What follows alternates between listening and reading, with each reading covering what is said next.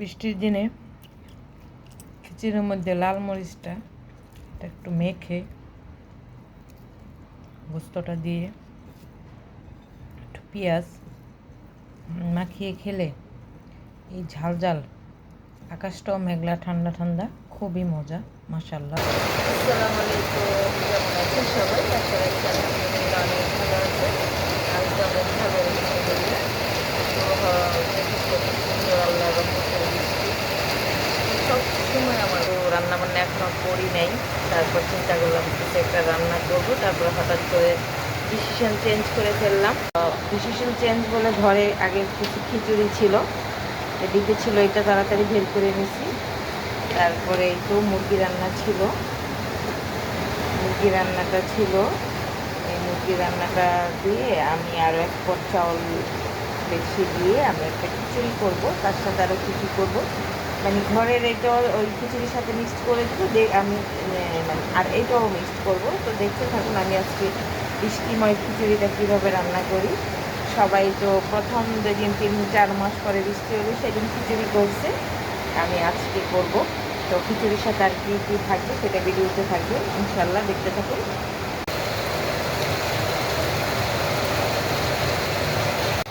তো এটা আমি চাল নিয়ে নিচ্ছি 2.5 পট এখানে, এই আর কি। চালটা ধুয়ে নেই, হাঁড়ি বসিয়ে দিয়েছি। এই তো রান্না করবো কারেন্টের চুলা, দিয়ে দিচ্ছি তেল, একটু বেশিই দিলাম। তেলটা একটু গরম হতে থাক। এখন একটু হালকা জিরাটা দিয়ে দিচ্ছি, মশলার ডাবের বাক্সা, এখান থেকে এলাচ, দারুচিনি আর কয়েকটা গোলমরিচ নেব।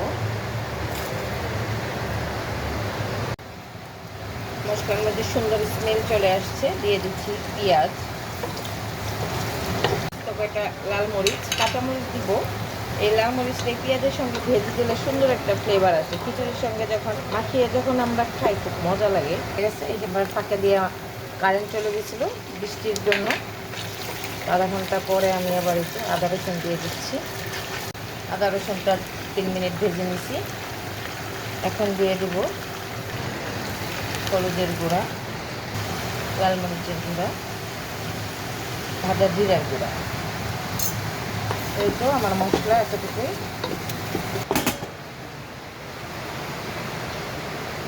হয়ে গেছে চাউলটা আমি 2 মিনিট ভাজবো। দিয়ে দিচ্ছি চাউলটাকে আমি 2 মিনিট ভেজে নেব। ভাজা হয়ে গেছে, পরিমাণ মতন দিয়ে দিচ্ছি পানি।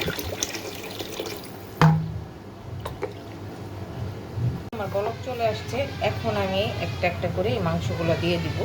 তাহলে রান্না মাংসটা দিয়ে ভাবলাম যে যেহেতু আজকে বৃষ্টির দিন খিচুড়িটা করে ফেলি। এই সবগুলো মাংস এখন দিয়ে দিচ্ছি, মাংসটা দিয়ে নেড়ে চেড়ে গলে গেছে, এখন আমি ডেকে দেব।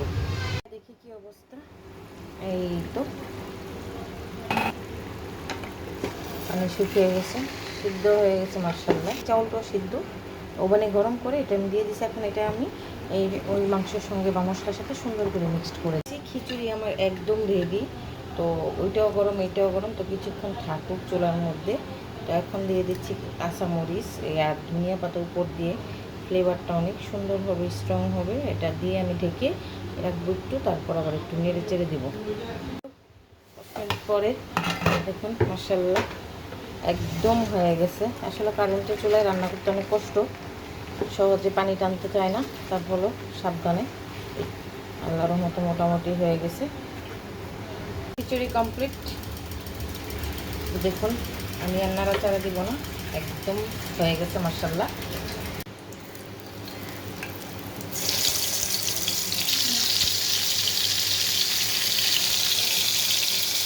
এগুলো এখন ভেজে নিব, খিচুড়ি দিয়ে খাবো এই ভাজাগুলো। বাইরে আছে পটল ভাজা পাতা, পটল পাতা ভাজা বলে এটাকে, ভাইরাল হয়েছে আজকেও। একটু বেগুন ভাজা, পটল ভাজা, বেগুন মাছ ভাজা ভাজি, একটু সালাদ, এখানে হচ্ছে তেলটা দিয়ে খাবো। খিচুড়িটা বেড়ে নিয়েছি, তো এক পিস মাছ নিব, একটা বেগুন নিব, একটা লেবু নিয়েছি, একটু পেঁয়াজ, একটু ধনিয়া পাতা। তো এই তো আমার আজকে বৃষ্টির দিনের ঝটপট রান্না। তো কেমন লাগলো আমার আজকের আয়োজনটা সবাই কমেন্ট করে জানাবেন। আর বৃষ্টিতে অবশ্যই একটু ঝাল ভাজা খিচুড়ি টাইপের হলে ভালো লাগে। তো ভালো থাকবেন সবাই, আল্লাহ হাফেজ, আসসালামু আলাইকুম। খাবারটা শুরু করলাম। যখন রান্না করেছিলাম তখনই মনে চাইছে যে আমি খেয়ে ফেলি, প্লেট নিয়ে দাঁড়াই থাকি। সব কিছুরও বিষয় আছে, প্রিপারেশন আছে, নামাজ আছে, গোসল আছে, আর খাই নেই। তো একটু আমি পেঁয়াজটাকে ধনিয়া পাতা কাঁচামরিচ দিয়ে মাখাই নিছি, একটু লেবুর রস চিপে নিচ্ছি, অনেক গ্রান লেবুটার মধ্যে, তো একটু পটল ভাজা আর একটু বেগুন ভাজা, এই দুটাকে আমি একসাথে মিশিয়ে, আর এই তো ইলিশ মাছের সেই ডিমটা দিয়ে আমি এখন এটাকে প্রথমে খাবো। তো যাই হোক, কেমন লাগলো কে কী বলে জানি না, আমার ভালো লাগতেছে, আমি ব্লগ করতেছি, তো আপনাদের সঙ্গে একটু শেয়ার করলাম। ভালো থাকবেন সবাই, বিসমিল্লাহ।